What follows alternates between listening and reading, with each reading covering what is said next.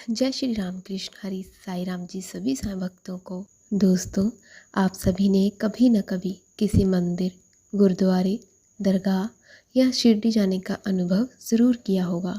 लेकिन सवाल ये है कि हम धार्मिक स्थानों पर जाते क्यों हैं और वहाँ जाना हमारा कैसे सफल होता है।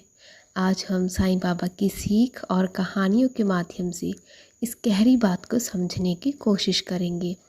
इसीलिए इस वीडियो को अंत तक ज़रूर देखिएगा। बाबा कहते थे, मंदिर या धार्मिक स्थल एक शक्ति का केंद्र होता है जहाँ भक्त अपनी शुद्ध भावना से भगवान को पाता है। जहाँ लोग मिलकर भक्ति करते हैं वहाँ पवित्र ऊर्जा का संचय होता है। धार्मिक स्थल पर जाने से मन की अशांति दूर होती है, श्रद्धा बढ़ती है, क्योंकि वहाँ पर एक साथ बहुत सारे लोग पूजा करते हैं, आरती करते हैं और कीर्तन करते हैं। इसीलिए वहाँ की ऊर्जा बहुत ही पवित्र मानी जाती है। बाबा कहते थे, जो शिरडी आता है उसे मेरा दर्शन मिलता है, लेकिन असल में मैं तो हर जगह हूँ। चाहे तो मुझे घर बैठकर ही याद कर लो, मैं तुम्हारे घर पर ही आ जाऊँगा। शिरडी जाने वाले भक्तों को एक अलग ही शांति और अनुभव मिलता था। बाबा ने अपने भक्तों से कहा था, जो मेरी समाधि पर आएगा मैं उसका विश्वास कभी नहीं तोड़ूंगा और उस भक्त को कभी खाली हाथ नहीं लौटाऊंगा। जो मुझे पुकारेगा मैं उसे कभी अकेला नहीं छोड़ूंगा। और ये बाबा ने करके भी दिखाया है ना दोस्तों। आप में से बहुत सारे भक्तों के साथ ये अनुभव हुआ होगा कि वो शिरडी गए और कभी खाली हाथ नहीं वापस आए, जहाँ फिर कोई भी साईं मंदिर गया और वहाँ से झोली भरकर ही आया। एक कहानी देखते हैं, श्री दासगणु महाराज की कहानी। एक दिन दासगणु बाबा के पास आए और पूछने लगे, बाबा मैं रामायण और शास्त्र समझना चाहता हूँ। बाबा बोले, जाओ वृंदावन जाओ और गंगा में स्नान करो, वहाँ तुझे सब समझ आ जाएगा।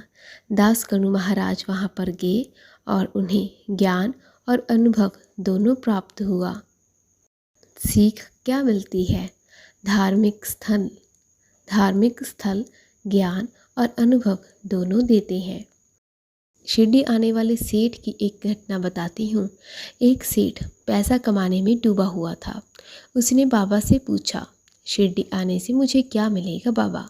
बाबा बोले, जहाँ आने से तुझे तेरी असली दौलत मिल जाएगी, यानी शांति और विश्वास। उसने यात्रा के बाद पैसा दान किया और जीवन उसका बदल गया।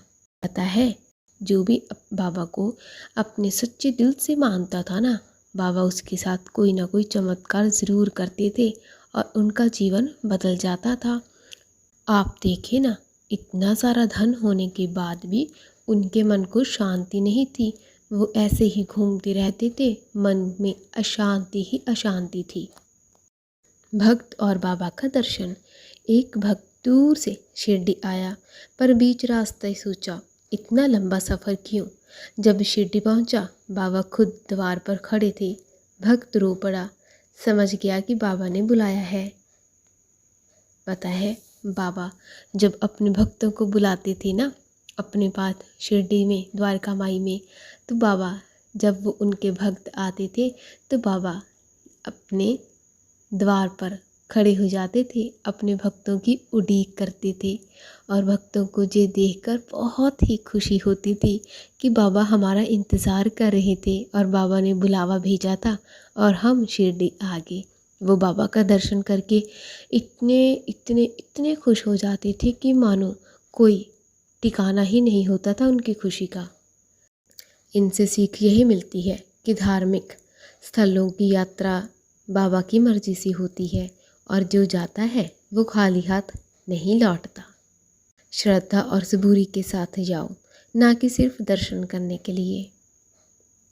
यात्रा को सफल कैसे बनाएं, आपको पता है क्या? चलो मैं बताती हूँ। श्रद्धा और सबूरी के साथ जाओ, ना कि सिर्फ दर्शन करने। वहाँ जाके मन को शांत करो, अपने दुख और सुख बाबा के चरणों में अर्पित कर दो। मोह और वासना से दूर रहो, सिर्फ भक्ति और सेवा में लगे रहो। बाबा कहते थे, मुझे तुम्हारे फूल पैसे नहीं चाहिए, मुझे तुम्हारा शुद्ध मन चाहिए और कुछ भी नहीं। बाबा का उपदेश। बाबा कहते थे, मंदिर एक दर्पण है जिसमें तुम अपने मन को देखते हो।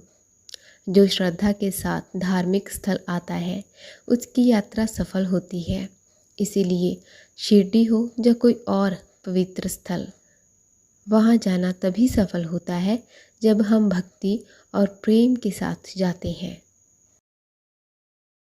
आपको भी कभी न कभी ये महसूस हुआ होगा, जब आप किसी भी धार्मिक स्थल पर जाते हो तो आपके मन को कितनी ज़्यादा खुशी मिलती है, मन को शांति मिलती है। किया है ना आपने अनुभव?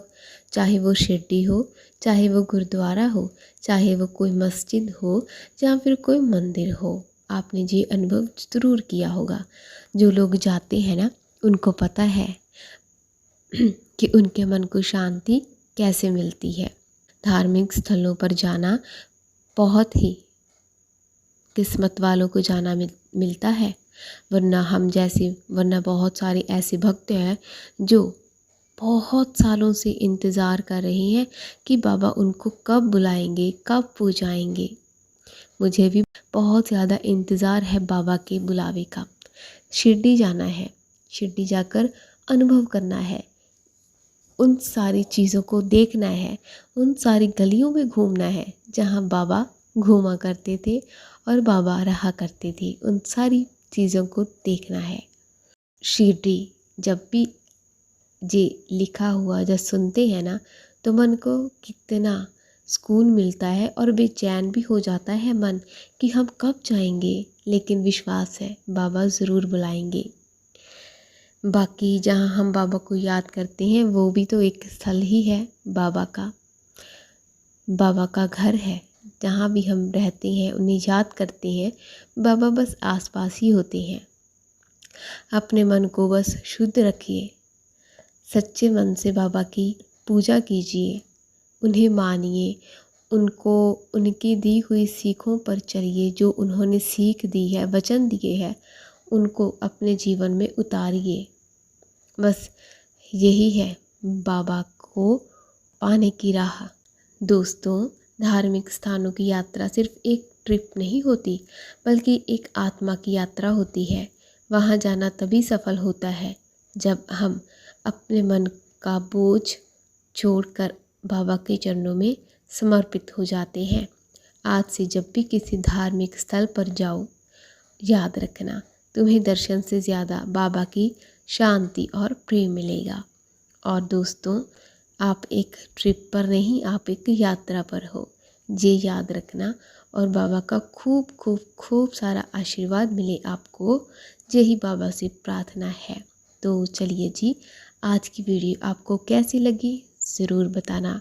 मुझे पता है आप नहीं बताएंगे, मैंने बहुत सारी ऐसी वीडियोस में देखा है। आप बहुत सारे भक्त हैं जो वीडियो देख तो लेते हैं लेकिन लाइक या फिर कमेंट नहीं करते। इट्स ओके, कोई बात नहीं।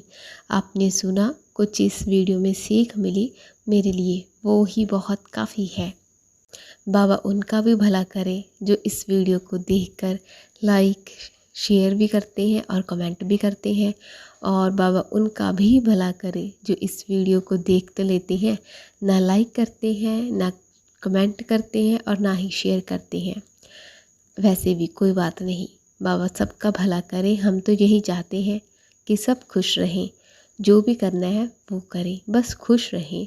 बस हाँ, नेक कार्य ही करना। नेक कार्य करने में जो खुशी मिलती है वो किसी और काम में नहीं।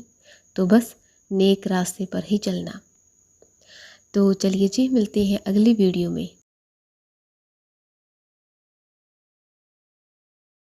तब तक के लिए अपना और अपनों का ख्याल रखिएगा। जय साईं राम।